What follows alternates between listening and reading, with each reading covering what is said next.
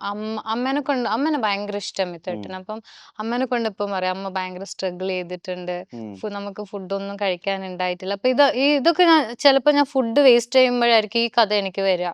ഓ ഓ പണ്ടൊക്കെ ഞാൻ ഇങ്ങനെയായിരുന്നു. അപ്പൊ ആ സ്റ്റോറി മൊത്തം എനിക്ക് പറഞ്ഞുതരും.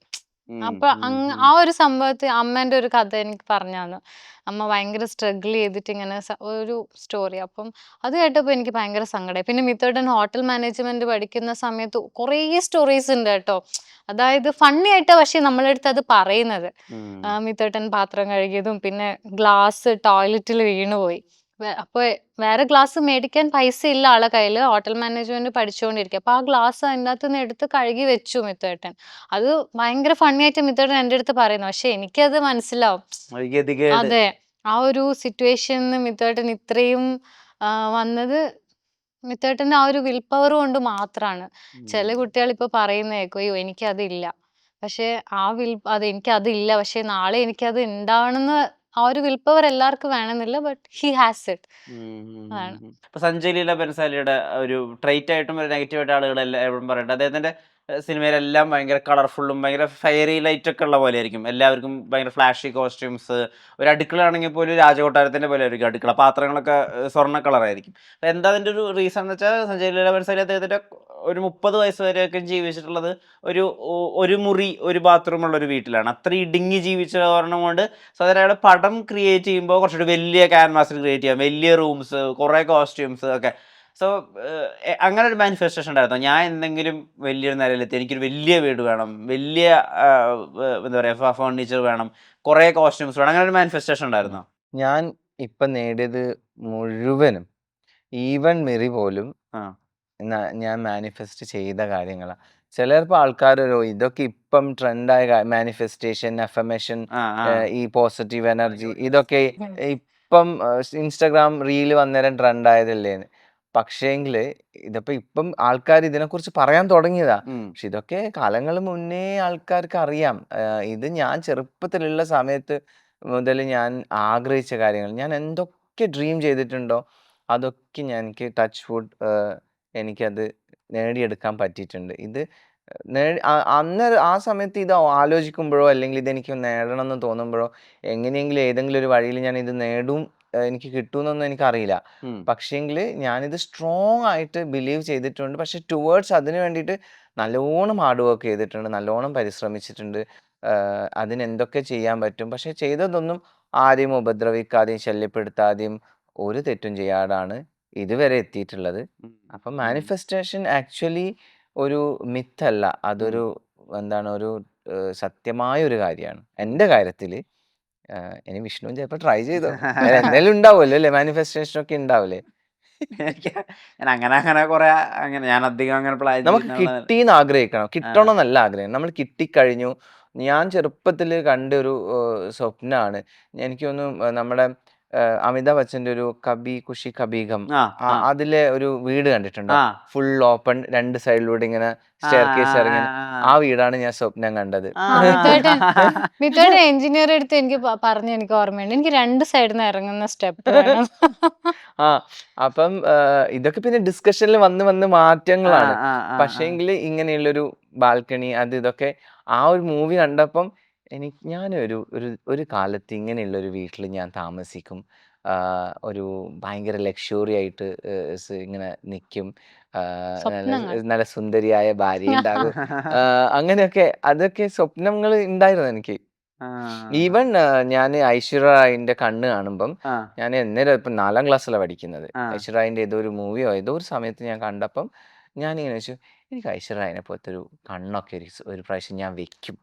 അപ്പം ഞാൻ ജോലി കിട്ടി ആദ്യത്തെ 2-3 സാലറി ഒക്കെ കഴിഞ്ഞപ്പോൾ ആദ്യമായിട്ട് മേടിച്ചത് ഒരു ബ്ലൂ കളർ കോൺടാക്ട് ലെൻസാണ്. അത് വെച്ചപ്പോൾ ഉണ്ടായൊരു സന്തോഷം ഞാൻ പറഞ്ഞാൽ തീരൂല. ഇതൊക്കെ കേൾക്കുന്നതൊക്കെ വളരെ കോമഡിയും ഫണ്ണിയും സില്ലി ആയിട്ട് തോന്നും. പക്ഷേ അങ്ങനെ ഭയങ്കരമായിട്ട് ആഗ്രഹിച്ചിട്ട് അതിപ്പോൾ നമ്മളൊരു ചെറിയൊരു കടലാസിൻ്റെ തുണ്ടായാലും അത് നമുക്ക് നേടുമ്പം കിട്ടുമ്പോൾ ഉണ്ടാകുന്ന ഒരു സംതൃപ്തി, ഒരു ഹാപ്പിനെസ് എന്ന് പറയുന്നത് അത് വേറെ ഒരാൾക്കും പറഞ്ഞാൽ അത് മനസ്സിലാവുകയില്ല, പറഞ്ഞു കൊടുക്കാനും പറ്റില്ല. അത് നമുക്കേ അറിയുള്ളൂ. ഇപ്പൊ ഹാർഡ് വർക്ക് എന്ന് പറഞ്ഞല്ലോ. സോ എന്താണ് ഇപ്പൊ ഈ ശ്രമത്തിന്റെ ഒക്കെ ഒരു അളവുകോലായിട്ട് നിങ്ങൾ എങ്ങനെ ഇപ്പൊ പറയാ? നിങ്ങളുടെ ഒരു ഹാർഡ് വർക്ക് അതായത് നിങ്ങൾ ഒരുപാട് അധ്വാനിക്കുന്നുണ്ട്. അങ്ങനെ ഒരു രീതിയിൽ ഇപ്പൊ ഒരു കൽപ്പണിക്കാരനോടൊക്കെ ആണെങ്കിൽ നമുക്ക് കാണിച്ചു കൊടുക്കാമല്ലോ. അത് ഇങ്ങനെ കല്ല് കൊത്തി ഒരു ശില്പം ഉണ്ടാക്കുന്നൂന്നോ, അല്ലെങ്കിൽ വേറെ അധ്വാനങ്ങളൊക്കെ കാണിക്കാൻ പറ്റും. ഒരു ജിമ്മിൽ വർക്ക് ഔട്ട് ചെയ്യുന്ന ഒരാൾക്ക് ഒരു ചിസൽഡ് ബോഡിയൊക്കെ ഉണ്ടാക്കുന്നത് കാണിച്ചു കൊടുക്കാൻ പറ്റും. നിങ്ങളുടെ അധ്വാനം എന്താ? നിങ്ങളുടെ ആ അധ്വാനമായിട്ട് നിങ്ങൾ കണക്കാക്കണത് എന്താ? ഓക്കെ. അധ്വാനം എന്ന് പറയുമ്പം ഫിസിക്കൽ ആക്ടിവിറ്റി പോലെ തന്നെ നമ്മളിപ്പം മൈൻഡ് നമ്മൾ വർക്ക് ചെയ്തോണ്ട് അതും ഒരു ഹാർഡ് വർക്ക് തന്നെയാണ്. ഉം. അതായത് ഒരു ടൈം പീരീഡ് കഴിഞ്ഞാൽ എനിക്ക് ആഫ്റ്റർ 9 ഒക്കെ എനിക്ക് വർക്ക് ചെയ്യണ്ട ഉം. എന്ന് പറഞ്ഞ് ഞാൻ ഉറങ്ങാൻ പോവാണ്. ഉം.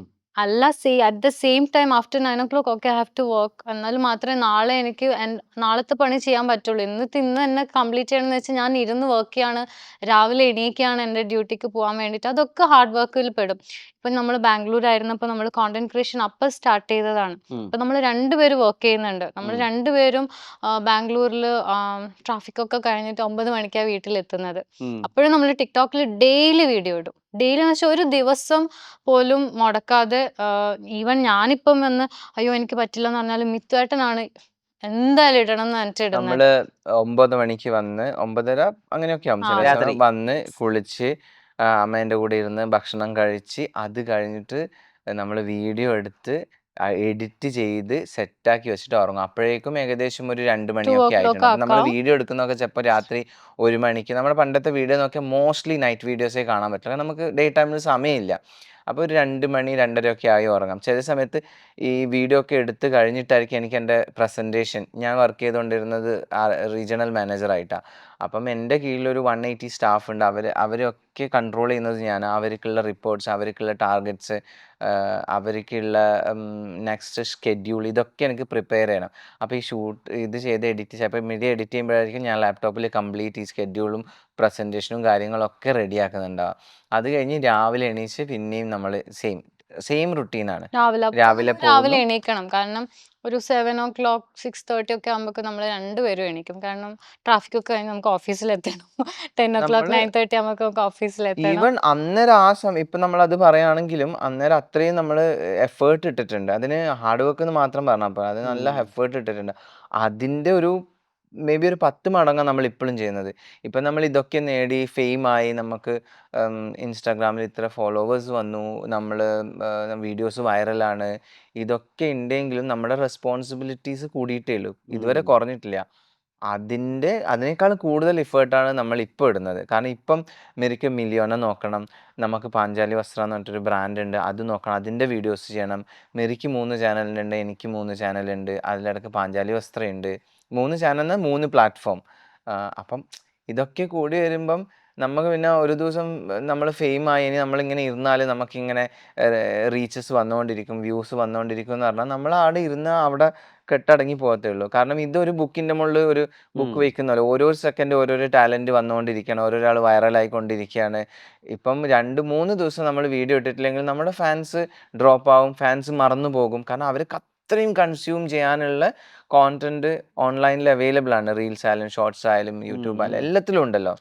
അപ്പം നമ്മൾ ഫേമസ് ആയെന്നിട്ട് നമ്മൾ റിലാക്സ് ചെയ്യാൻ ഒരിക്കലും പറ്റില്ല. നമ്മൾ ഫേമസ് ആവുന്ന ഒരു വീഡിയോ വൈറലായി കഴിഞ്ഞാൽ നെക്സ്റ്റ് വീഡിയോ അതിൻ്റെ ക്വാളിറ്റിയിലും അതിൻ്റെ ക്രിയേറ്റിവിറ്റിയിലും താഴാതെ നമ്മൾ പിന്നെ അടുത്ത വീഡിയോ ഹിറ്റ് ചെയ്യണം. എന്നാൽ നമുക്ക് ആ ഒരു സസ്റ്റൈനബിൾ ആയിട്ടുള്ള ആ ഒരു റീച്ച് മെയിൻറ്റെയിൻ ചെയ്യാൻ പറ്റില്ല. അല്ലെങ്കിൽ കുറച്ച് മുന്നോട്ട് പോകണം, അതിലും കൂടുതൽ എന്തെങ്കിലും തിങ്ക് ചെയ്യണം, ഔട്ട് ഓഫ് ദ ബോക്സ് ചിന്തിക്കണം. അപ്പോൾ റീച്ച് ആവുന്നതിനെയും വൈറൽ ആവുന്നതിനും നമ്മുടെ റെസ്പോൺസിബിലിറ്റി കൂടാണ്. നമുക്ക് റിലാക്സ് ചെയ്യാൻ പറ്റില്ല. റിലാക്സ് ചെയ്താൽ തീർന്ന് 10 ആൾ വേറെ വന്നു പോയിട്ടുണ്ടാവും. പിന്നെ ആ ഒരു ലെവലിലേക്ക് എത്തണമെങ്കിൽ നമ്മൾ ഹാർഡ് വർക്ക് ചെയ്യണം.